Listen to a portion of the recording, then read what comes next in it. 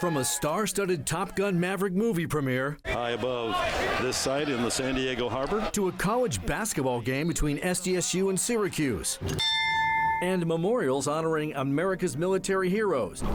Plus, the annual celebrations of our nation's freedom. The USS Midway Museum has hosted many incredible events over 2 decades. Okay, he's really small. But down below deck, more than 100,000 students have been part of a floating classroom for 20 years. We need these two. We need these two.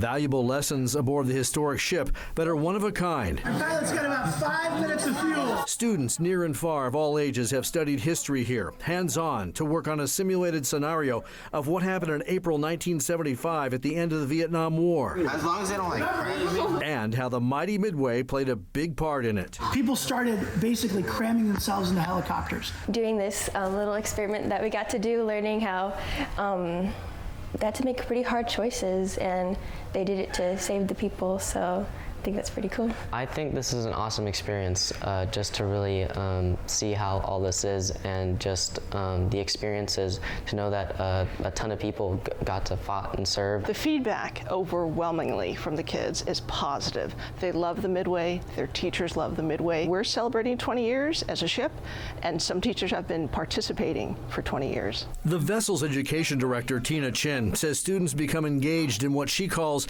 Midway magic during their field trip. It's living history, and they get to walk and they get to interact with staff, they get to interact with volunteers, and everything comes to life. It's not just in a book, it's not just on a screen. Push it all the way up. The classroom outreach is just one of the many programs the Midway does well. And we need to give back to the community that allowed us to be successful. And that desire to give back is what's led to the creation of Freedom Park, which will eventually surround the Midway as a promise to those who have served. We're looking at our community to come and join us and help us raise $40 million to finish building this pier, which is going to be an awesome asset to our veterans, to the Midway, and to the city of San Diego. How do we prevent this, right? It will continue to be the ship's and ultimately the Freedom Park's mission to entertain, to educate, and to honor our military members past, present, and future. I couldn't see myself doing something as brave as this, but I think, and I'm thankful for all the people that did.